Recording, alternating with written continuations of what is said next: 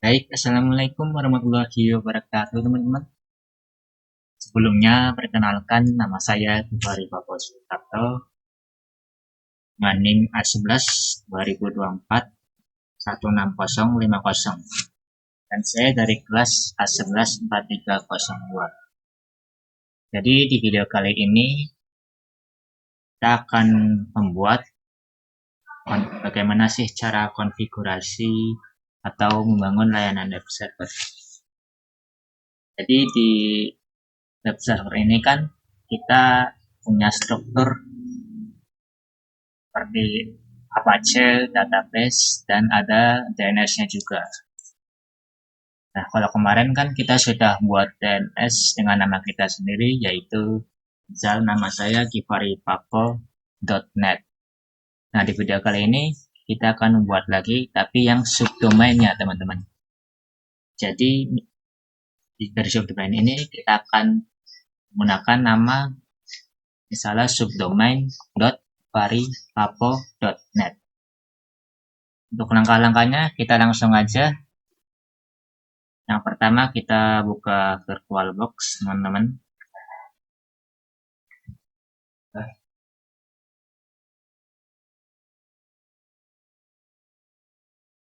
Oke, VirtualBox-nya sudah kita buka. Tapi sebelum kita jalankan VM-nya, izinkan saya untuk menjelaskan dulu tentang network. Bentar.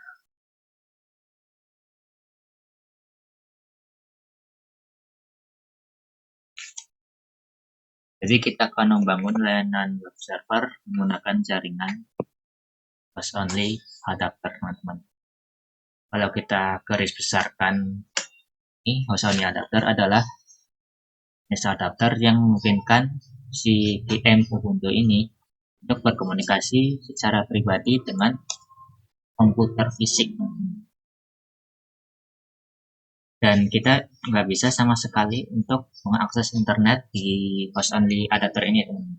Jadi misalnya kalian ingin install seperti Postgres atau Apache, itu kan butuh terinstall, butuh yang otomatis namanya jaringan internet, teman-teman. Jadi kalian cukup untuk mengembalikan ke jaringan NAT saja. Nah, kenapa sih kita pakai host only adapter ini? Karena kita ingin membuat simulasi jaringan internal, yaitu jadi seolah-olah PC kita itu bertindak sebagai klien, teman-teman, dan Ubuntu-nya itu sebagai server. Nah, jadi misalnya kalau kalian browsing mungkin google.com, nah kita itu adalah kliennya dan si servernya adalah si Google itu sendiri. Oke, sekarang kita jalankan saja VM-nya.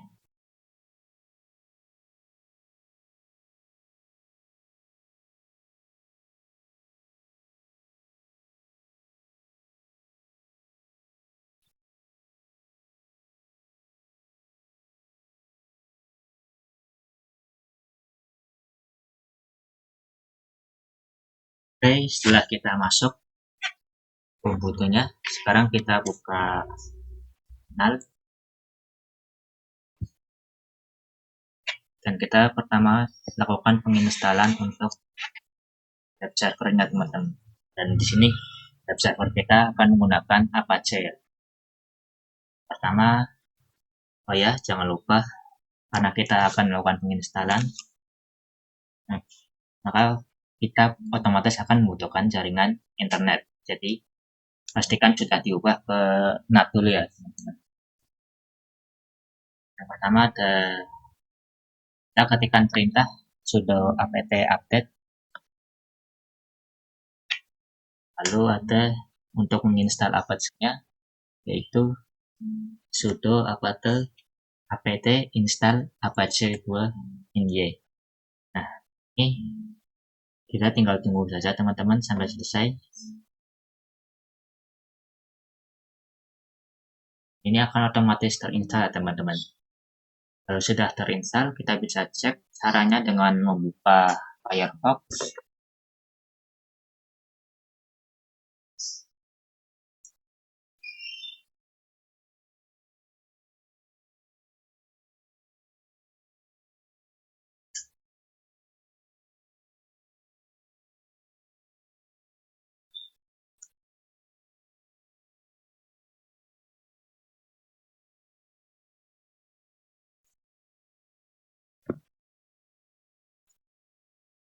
Nah, kalau sudah muncul halaman seperti ini, artinya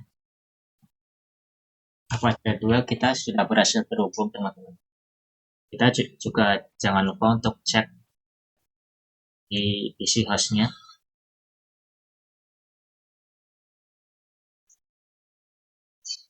Ya, teman-teman, sudah berhasil.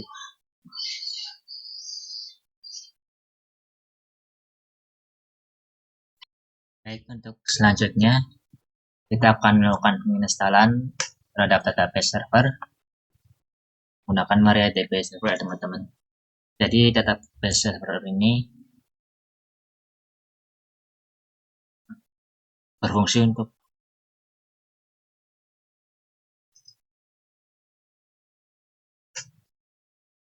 selanjutnya kita akan melakukan penginstalan terhadap database server. Jadi database server ini kita akan menggunakan MariaDB server, dan database ini berfungsi untuk menyimpan dan mengelola data, teman-teman. Dan itu dia juga menyediakan akses ke data untuk pelayan melalui jaringan. Dan langsung install aja dengan perintah sudo apt install MariaDB server. Oke. Maka dan ketik enter, maka akan otomatis terinstall. Dan tunggu sampai selesai. Kita masuk ke database-nya dengan perintah sudo mysql min-u root min-p. Dan kita akan klik enter. Setelah itu kita konfigurasi dengan membuat database bernama WordPress dan usernya juga nama Givari Papo host dengan passwordnya. Oke. Dan kita juga berikan hak akses juga, ya teman-teman, pada pengguna Givari Papo dan host.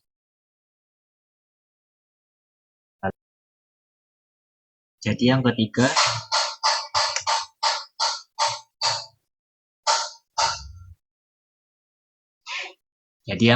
kita akan melakukan penginstalan untuk DNS server.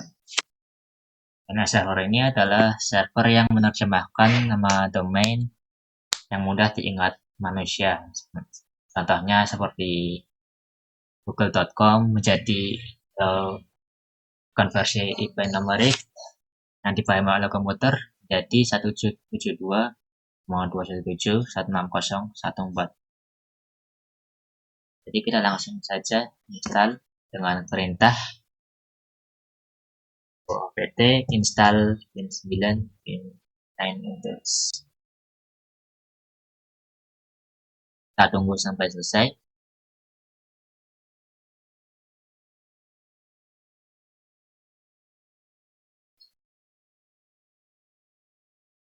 Terus kalau sudah selesai, kita akan konfigurasi dari DNS server ini dengan perintah sudo nano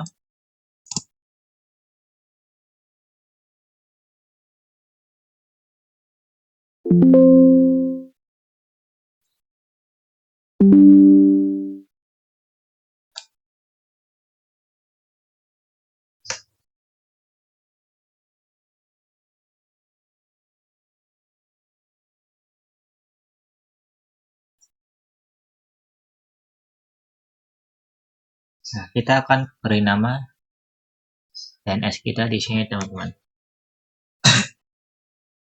Sesuai nama, misal nama saya Givari Papo Suprapto, kita akan beri domainnya givaripapo.net. Setelah sudah, kita klik, kita save menggunakan ctrl, lalu ctrl X untuk kembali. Kalau penginstalan sudah selesai, kita konfigurasi nama domain kita dengan perintah seperti ini.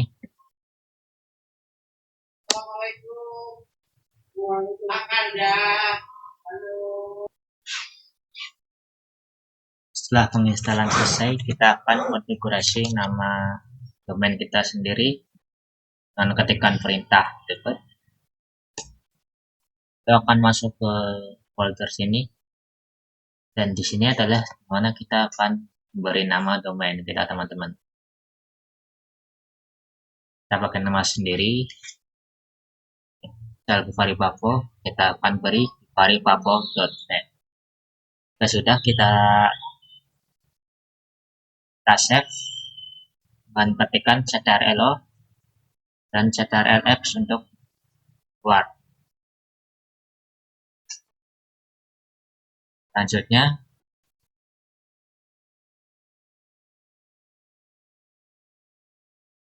kita salin, teman-teman, dari folder db Givari Papo. Lalu kita akan copy filenya, sudo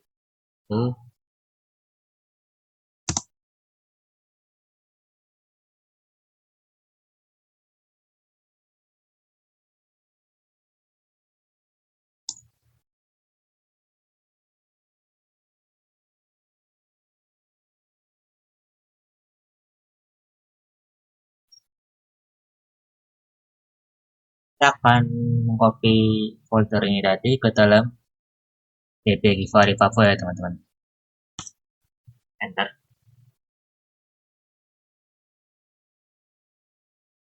Lalu kita akan konfigurasi lagi dengan mengetik etc.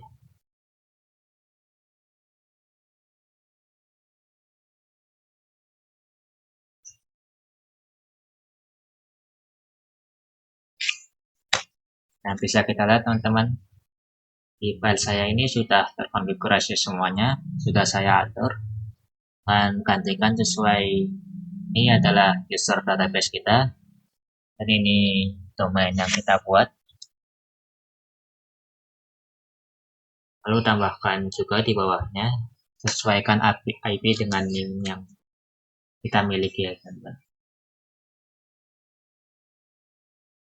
Sudah kita save dengan Ctrl Alt dan keluar X untuk keluar.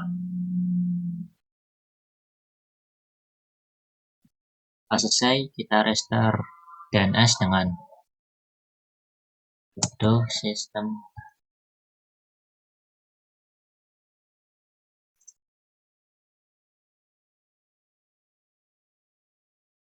kita klik enter, lalu kita ketik lagi yang sama juga dan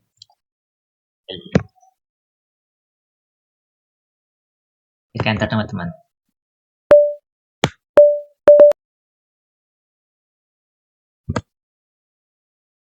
Lalu yang terakhir kita akan menginstal WordPress dan ketikkan perintah seperti yang di blog garis putih ini.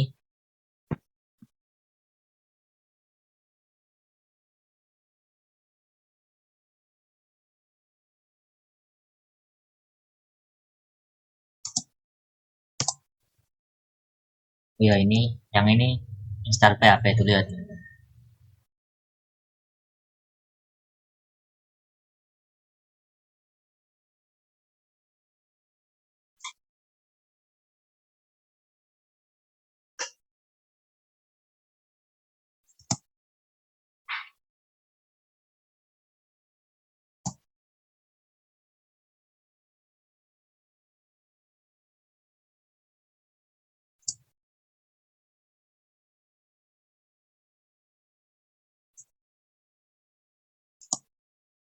Ini adalah perintah untuk menginstal PHP-nya.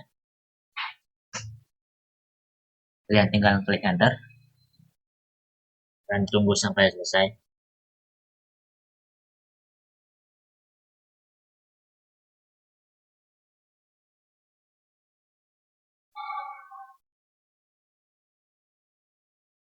Lalu untuk WordPress-nya kita ketikkan dengan perintah seperti ini.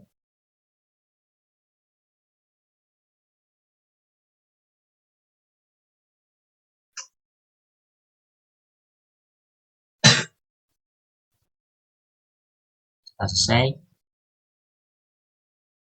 filenya dengan seperti ini.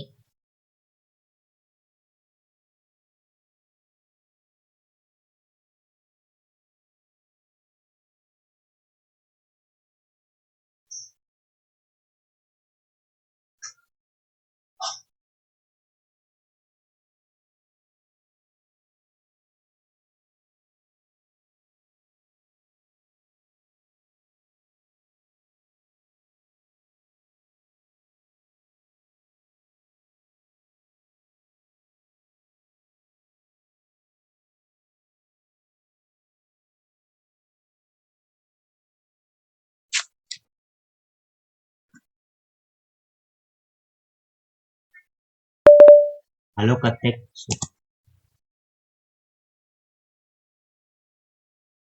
lalu kita akan mengetik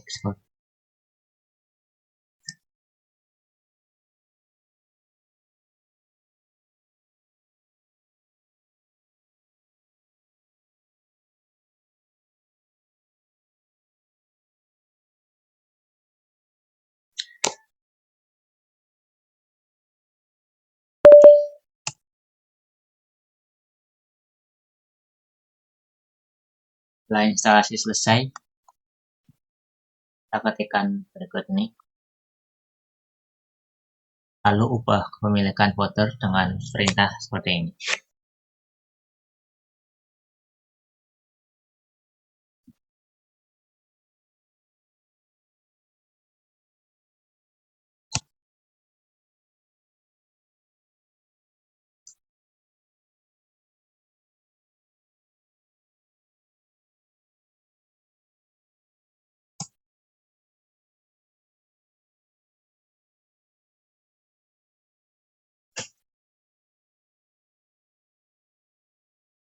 Klik enter.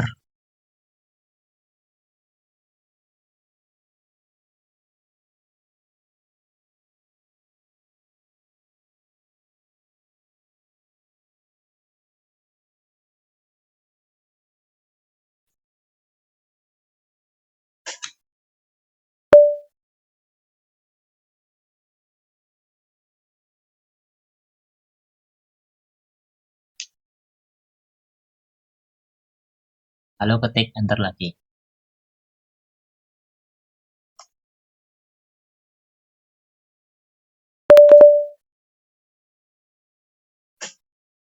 Setelah itu masuk ke folder var www.html WordPress. Kita akan konfigurasi database kita di sini dan ketikkan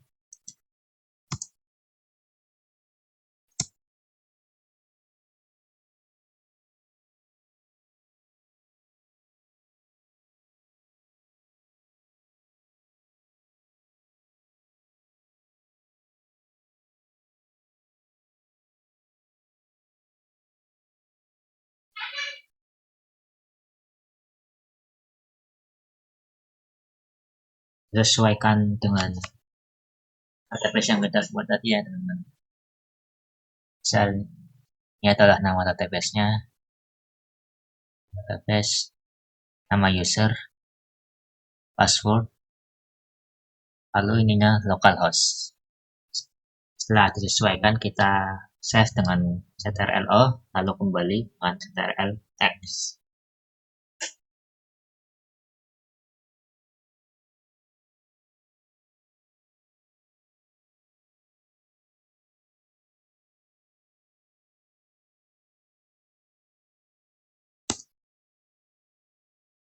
Setelah itu kita restart aplikasinya.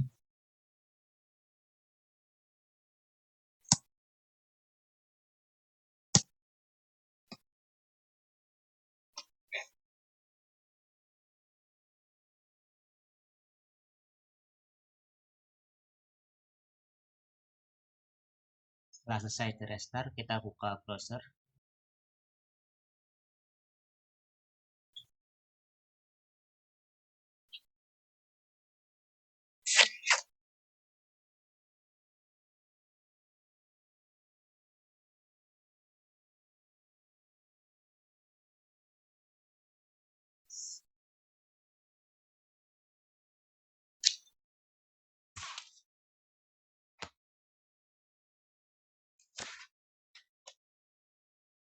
Jika sudah muncul halaman seperti ini, artinya kita sudah berhasil dengan WordPress. Kita cek juga di bagian sininya, sama ya. Oke, sekarang jadi kita akan melakukan pembuatan subdomain.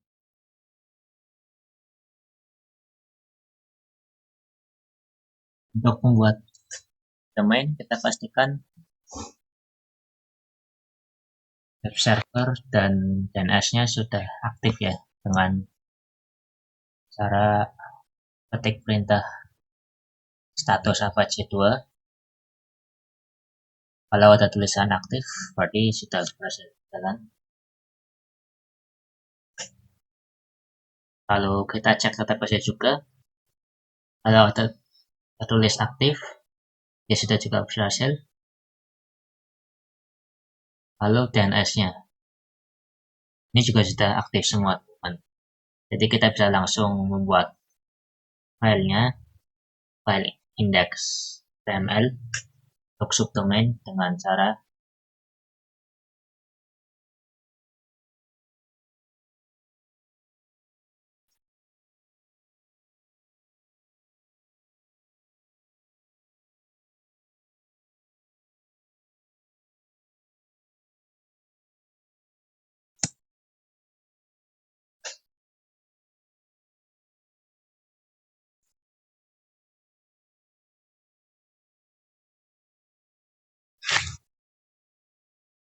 klik ini, teman-teman.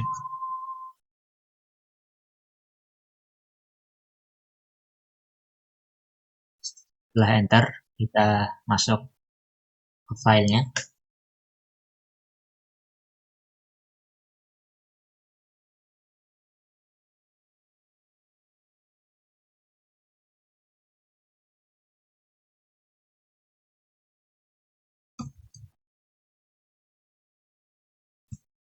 Buat HTML.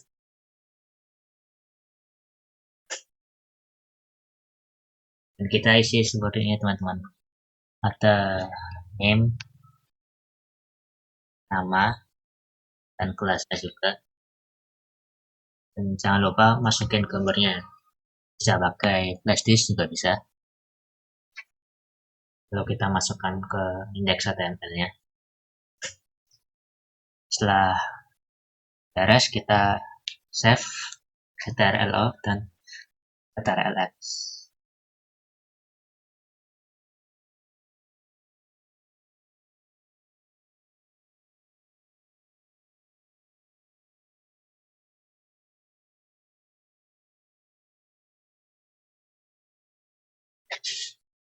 Lalu kita aktifkan subdomainnya dengan ketik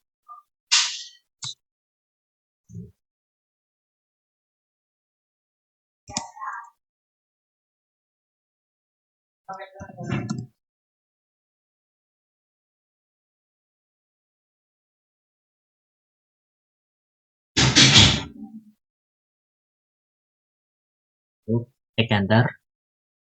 Maka di sini akan mengaktifkan dari subdomain yang kita buat. Kalau kita restart, lalu kita masuk ke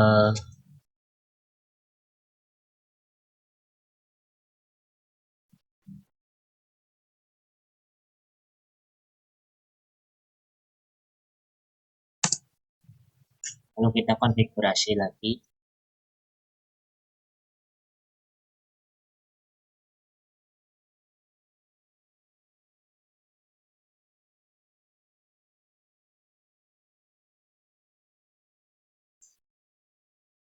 Jangan lupa tambahkan subdomain kita di sini ya.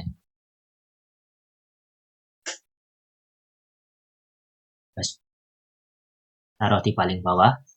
Sudah kita ctrl untuk save dan keluar.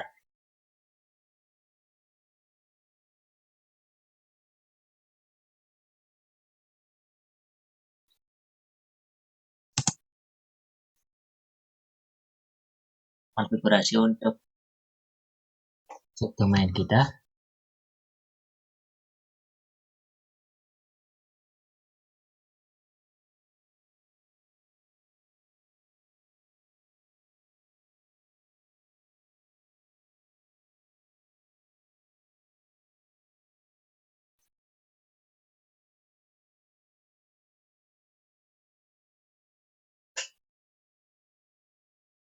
Kita ketikkan seperti ini ya, teman-teman. Ini akan mengarahkan ke directory dari domain kita supaya berhasil untuk diakses. Sudah kita save dengan ctrl lalu keluar ctrlx.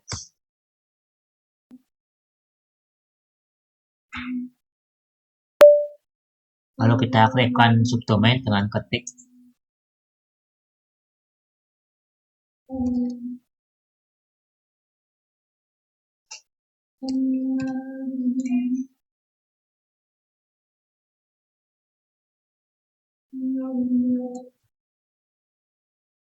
lalu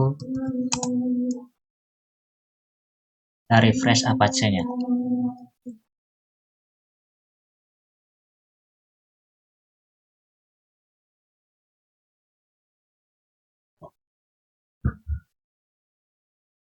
Kita akan memastikan kalau Windows akan mengarahkan ke IP.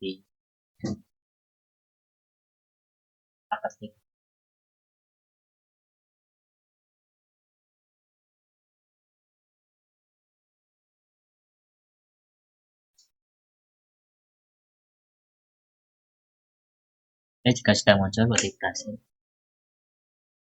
kita buka browser.